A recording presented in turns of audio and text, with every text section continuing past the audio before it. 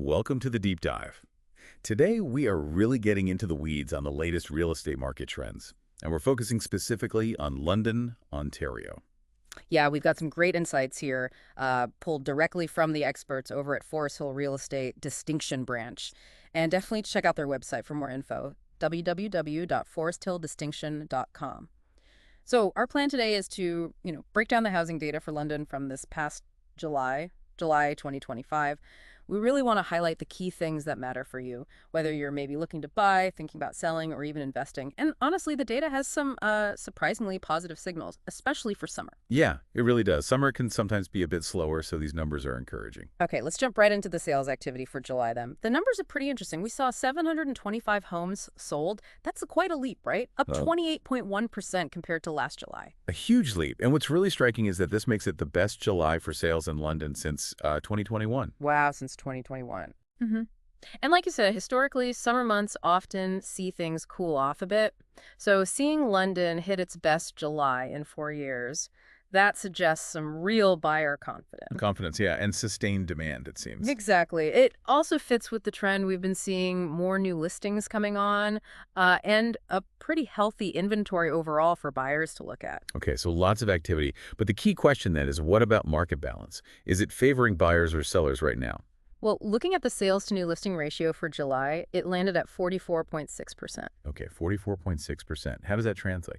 So the Canadian Real Estate Association, CREA, they generally see anything between 40% and 60% as, a balanced market. Right. So at 44.6%, London is sitting smack dab in the middle of that balance zone. That sounds pretty ideal, actually. It really is good news. It means it's a more level playing field. Yeah. Neither buyers nor sellers feel like they have all the leverage, a bit more room for negotiation for everyone.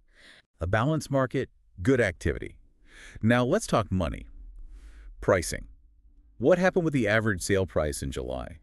Did it hold steady? Remarkably steady, yeah. The average price was around 648,000, and that's only down like 0.6% from June, barely a dip. All flat then? Pretty much. And to get an even sort of cleaner look, we use the Composite MLS Home Price Index, the HPI benchmark price. Right, the HPF. That was around 579,000 in July, also down just a tiny bit, 0.3% from the month before. And just quickly, remind us why the HPI is a useful measure here. Yeah, absolutely. So the HPI tracks the value of a typical home over time. Unlike the average price, which can get, pushed around by a few really expensive or really cheap sales. Right, it smooths that out. Exactly.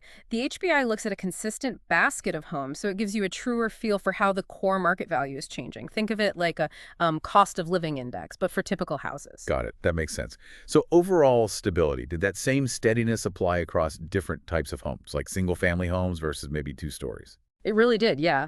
That stability was pretty consistent. So, for example, the benchmark price for single-family homes, around 633,000, and two-story homes were sitting around 681,000. Okay.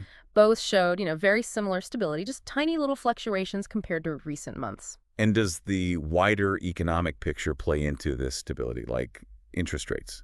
Definitely. That consistent pricing, plus the fact that the Bank of Canada held its policy rate at 2.75%, that really helps create a more predictable feeling in the market. When that policy rate holds steady, it suggests to lenders that their borrowing costs aren't likely to jump wildly soon. And that, translates down into more stable mortgage rates for you, the buyer or seller. Right, which allows people to plan with a bit more confidence. Precisely. That predictability is huge. So zooming out a bit, we're Mhm. seeing this solid activity and stable pricing here in London. How does our local market kind of stack up against other places, provincially or nationally? Well, compared to a lot of other major centers in the province and across Canada, homes in the London region still look pretty competitive from a buyer's perspective. You get strong value here, Good value proposition then. definitely. Now, obviously, while London offers advantages compared to, say, the GTA, we also need to remember that for local first-time buyers especially, affordability is still a very real factor. Sure, affordability is always key. Right. So finding that sweet spot still means navigating London's own neighborhoods and nuances carefully. Okay, so let's quickly recap then. London's real estate market in July. We saw really encouraging sales numbers, the best July since 2021. We're operating in a balanced market environment, which is good news for both buyers and sellers. Yep, that 44.6% ratio. And prices are holding remarkably stable and look pretty competitive compared to other areas. Stable and competitive, exactly. It paints a pretty compelling picture overall. It does. So I guess the final thought to leave people with is this. Given this stable, balanced, and competitive market here in London, what does this data actually suggest for your specific real estate plans? Whether you're thinking about buying soon, maybe selling, or looking at it as an investment opportunity, how do these trends fit into your goals? That's the key question, isn't it? How to apply these insights to your own situation. Lots to think about there. Thanks for joining us for this deep dive.